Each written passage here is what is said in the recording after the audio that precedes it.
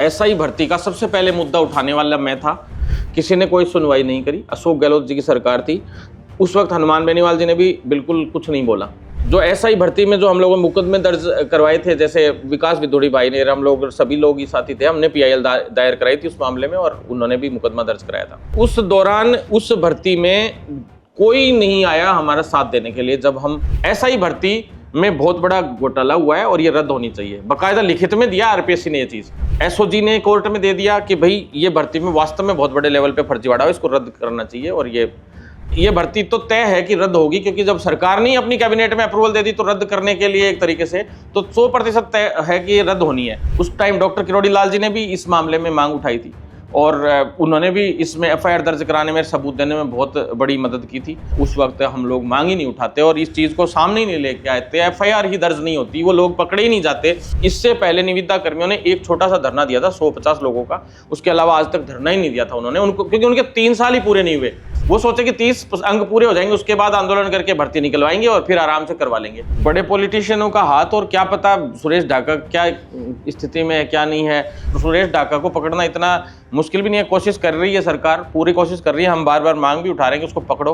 वो जो पकड़ में आएगा तो बड़े मगरमच्छ सब पकड़ में आएंगे। नहीं तो अभी बाबूलाल कटारा जमानत पे आ गया, कितना ही बड़ा केस ले लो आप, मर्डर केस ले लो, चाहे कितने बड़े, 1-1, 2-2 साल में जमानत हो जाती है। कानून जो है इस तरह से हमारा बना हुआ है कि उस कानून का लचीलापन इतना वो रहता है, बड़े बड़े क्रिमिनल्स बाहर आ जाते हैं जमानतों पे। पेपर लीक भर्तियों को लेकर युवा सड़कों पर हैं। सरकारें दावे करती है, बड़े वादे करती है कि पेपर लीक नहीं हुआ है, लेकिन राजस्थान की सबसे बड़ा पेपर जो फर्जीवाड़ा हुआ एसआई भर्ती 2021 में हुआ।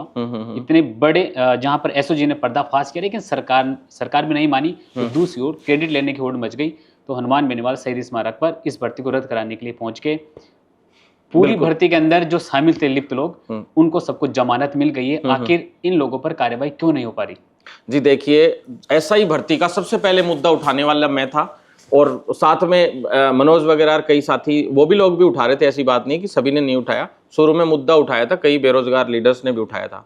किसी ने कोई सुनवाई नहीं करी। अशोक गहलोत जी की सरकार थी उस वक्त, हनुमान बेनीवाल जी ने भी बिल्कुल कुछ नहीं बोला।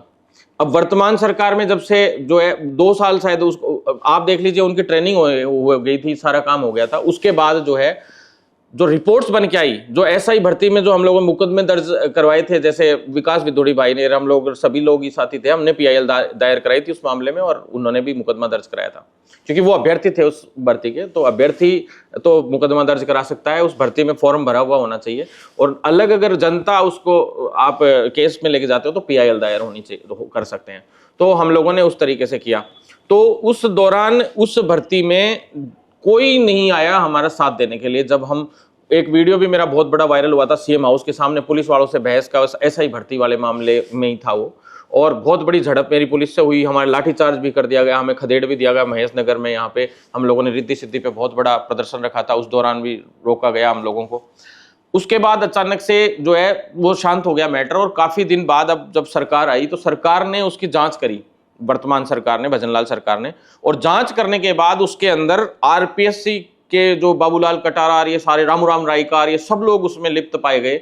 आरपीएससी ने स्पष्ट रूप से रिपोर्ट बना के दे दी कोर्ट में, राजस्थान हाई कोर्ट में, कि भाई एसआई भर्ती में बहुत बड़ा घोटाला हुआ है और ये रद्द होनी चाहिए। बाकायदा लिखित में दिया आरपीएससी ने ये चीज, डीजी एसओजी ने कोर्ट में दे दिया कि भाई ये भर्ती में वास्तव में बहुत बड़े लेवल पे फर्जीवाड़ा है, इसको रद्द करना चाहिए। और ये डीजी पुलिस ने भी, डीजी एसओजी, डीजी पुलिस और आरपीएससी चेयरमैन, तीनों ने ये लिखित में दे दिया कि भाई अपनी रिपोर्ट प्रस्तुत कर दी कि वास्तव में बड़ा फर्जीवाड़ा हुआ है, रद्द होनी चाहिए। और सरकार ने खुद कैबिनेट में इसको अप्रूवल दे दिया और इसको पूरे को कोर्ट में पेश कर दिया। फिर उसके बाद कुछ लोगों को यह पता लगता है कि भाई ये भर्ती तो तय है कि रद्द होगी, क्योंकि जब सरकार ने अपनी कैबिनेट में अप्रूवल दे दी तो रद्द करने के लिए एक तरीके से तो 100% तय है कि ये रद्द होनी है। तो ऐसे में कुछ लोगों को फिर पता लगता है, हर बार जो है क्रेडिट का आपको पता है मामला कोई ना कोई दूसरे ही लोग लेने आ जाते हैं और हमेशा यही होता है। तो उस वक्त भी क्रेडिट के चक्कर में कुछ लोग बैठे आंदोलन पे। आपकी बात में वापस आना चाहता हूँ। अभी आपने कहा कि एसआई भर्ती रद्द की सर्वप्रथम मांग आपने उठाई थी। लेकिन शहीद स्मारक पर हनुमान बेनीवाल लंबे दिनों तक वहां धरने पर बैठे और क्रेडिट लेने की होड़ मच गई। और अभी भी युवाओं को ये पता है कि हनुमान बेनीवाल ने इस भर्ती का क्रेडिट लिया, और सबको राजस्थान ज्यादातर जो धरने देखें लोग, वो भी सब हनुमान बेनीवाल की बात करते हैं। आखिर लोगों को सच्चाई क्यों नहीं पता कि ये मांग किसने उठाई और क्रेडिट कौन जी, अगर उस वक्त हम लोग मुकदमा ही दर्ज नहीं कराते और ये सारे चिट्ठा ही सामने नहीं लाते तो ये पकड़े नहीं जाते कोई भी, और पकड़े ही नहीं जाते। उस टाइम डॉक्टर किरोड़ी लाल जी ने भी इस मामले में मांग उठाई थी और उन्होंने भी इसमें एफआईआर दर्ज कराने में, सबूत देने में बहुत बड़ी मदद की थी। और आप ये बताइए कि भाई अगर वो मांग ही नहीं उठाते, मान लो उस वक्त हम लोग मांग ही नहीं उठाते और इस चीज को सामने ही नहीं लेके आते, एफआईआर ही दर्ज नहीं होती, वो लोग पकड़े ही नहीं जाते, तो लास्ट में क्या रद्द कराने की बात आ जाती? नहीं आती। रद्द कराना तो तब की बात हो गई जब बिल्कुल एंड आ गया ना कि हाँ अब रद्द होने वाली है, कोर्ट में सारे ने ये रिपोर्ट पेश कर दी कि अब रद्द करनी है।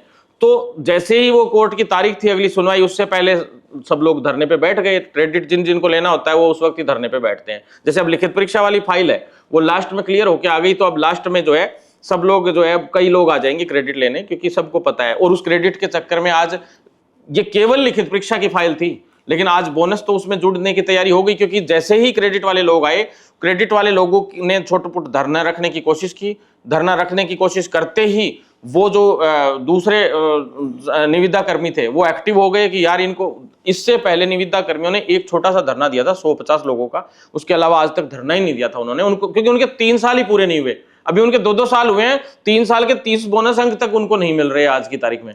तो वो उनको जब पता ही नहीं है, वो सोचे कि 30 अंक पूरे हो जाएंगे उसके बाद आंदोलन करके भर्ती निकलवाएंगे और फिर आराम से करवा लेंगे। उनको पता ही नहीं था कि लिखित परीक्षा का इतना बड़ा मामला मैं यहां तक लेके आ गया हूं।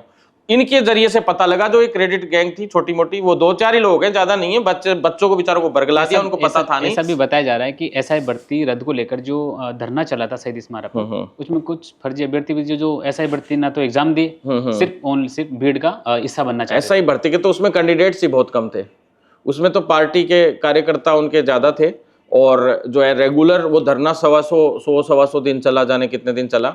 अगर क्रेडिट बात करें अपन की वास्तव में धरने से रद्द हो जाए, तो आपको मैं बताऊं दूसरे तीसरे दिन ही हो जाती, धरने से ही रद्द होती और इन आंदोलनों से ही रद्द होती, तो वो तो फिर उसी 2-5 दिन में ही हो जाती ना, 10 दिन में ही। इतने लंबे समय तक फिर क्यों बैठे रहने के बाद, जब शुरू में ही सुनवाई नहीं हुई, आपने इतनी बड़ी बड़ी रैली की मान लो उसके लिए, तो उस दौरान ही हो जाती फिर वो मांग पूरी। लेकिन वो मांग पूरी हुई कब? जब अपने आप सरकार जिस तरीके से कोर्ट ने डिसीजन दिया कि भाई लिखित परीक्षा की से नहीं, सॉरी, एसआई भर्ती रद्द होनी चाहिए, तो एसआई भर्ती तभी रद्द हुई फिर कोर्ट से डिसीजन आने के बाद। एसआई भर्ती रद्द को लेकर अपराधियों के नाम भी आए, जिसमें बाबूलाल कटारा, रामू राय, भूपेंद्र सारण, सबको जमानत मिल गई। कोई भाग रहा है, सुरेश ढाका भी अभी तक गिरफ्त से दूर है, क्यों नहीं पकड़ा जा रहा? कहीं ऐसा तो नहीं कि इसमें बड़े बड़े पॉलिटिशियन का भी हाथ? बड़े पॉलिटिशियनों का हाथ, और क्या पता सुरेश ढाका क्या स्थिति में है क्या नहीं है। आजकल ऐसे लोगों का भरोसा थोड़ा ना, क्या पता कहीं मरवाई दे दुनिया में। आज की दुनिया में कोई भरोसा नहीं है, क्या पता कोई, क्योंकि अब तक क्रिमिनल पकड़ में नहीं आए, इतनी आसानी से होता नहीं है। और सुरेश ढाका को पकड़ना इतना मुश्किल भी नहीं है। कोशिश कर रही है सरकार, पूरी कोशिश कर रही है, हम बार बार मांग भी उठा रहे हैं कि उसको पकड़ो। तो अभी तक वो तब से ही अशोक गहलोत जी के टाइम से जो है गायब है, और क्या स्थिति है क्या नहीं है ये तो अब सरकार और एसओजी और यही जानते हैं। और मैं तो ये कहूँगा कि इस मामले को सीबीआई को भी हमें देना चाहिए, जिससे और मजबूती से उस जो पकड़ में आएगा तो बड़े मगरमच्छ अब पकड़ में आएंगे। नहीं तो इसी तरीके से बड़े मगरमच्छ बचते रहे तो शायद यही हालात रहते हैं फिर आगे कहीं ना कहीं। आज चलो वो साइलेंट चल रहे हैं, लेकिन थोड़े दिन बाद वापस एक्टिव हो जाएं। और मैं तो ये कहता हूँ कि फास्ट ट्रैक न्यायालय का गठन भी एक मांग रखूंगा आपके चैनल के माध्यम से, कि फास्ट ट्रैक न्यायालय का गठन करना चाहिए।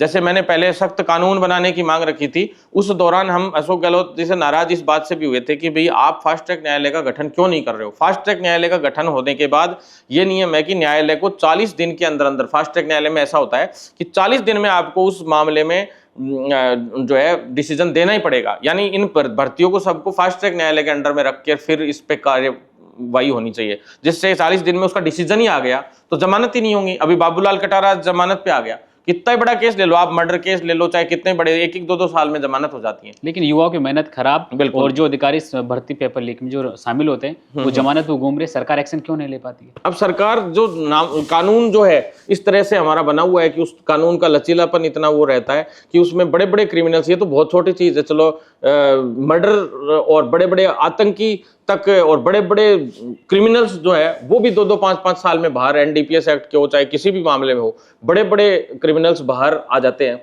जमानतों पे। तो ये तो हमारी जो है प्रणाली जो है ना, सिस्टम, उसमें सुधार करने की बहुत आवश्यकता है, उसको सख्त करने की आवश्यकता है। फास्ट ट्रैक न्यायालय का अगर गठन होता तो 40 दिन में उसमें सजा भी हो जाती, तो सजा होने के बाद आपको पता है जमानत होना बहुत मुश्किल होती है। लेकिन अगर सजा नहीं हुई और केस अंडर ट्रायल चल रहा है तो उसमें जमानत होना बहुत आसान होता है। तो ऐसे में वो जमानत करा के फिर बाहर आ ही जाते हैं लगभग, इसलिए हम फास्ट ट्रैक न्यायालय के गठन की मांग कर रहे थे। मेरा आखिरी सवाल आपसे, झुंझुनू लोकसभा सीट से आपका टिकट एक बार यूं था कि अंतिम मोड में था कि फाइनल कर दिया जाएगा, अचानक ऐसा क्या हुआ कि वो टिकट पैनल से आपका नाम हटा दिया?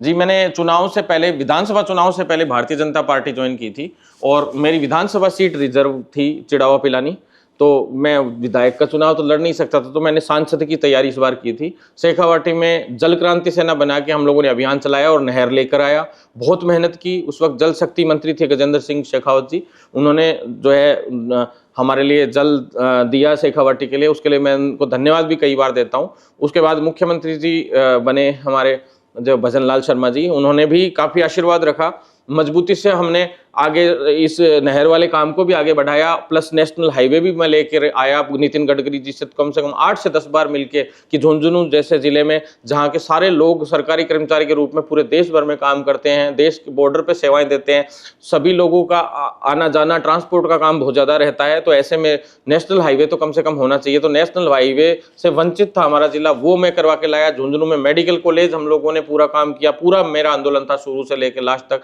उस मेडिकल कॉलेज के चक्कर में तो और जिलों में भी ये मेडिकल कॉलेज आए। मैं पूरा, हम लोगों ने जैसे जेपी नड्डा जी को भी उस वक्त समझाया, हर्षवर्धन जी को भी समझाया, धीरे धीरे करते करते सभी से मुलाकात की, तब जाकर मेडिकल कॉलेज भी लेके आए। और भी जो स्थानीय जो ग्रामीण सड़कें थी, शहरी कार्य थे, काफ़ी हमने करवाए और कई हाईवेज को 4 लेन करवाने में भी सक्षम रहे।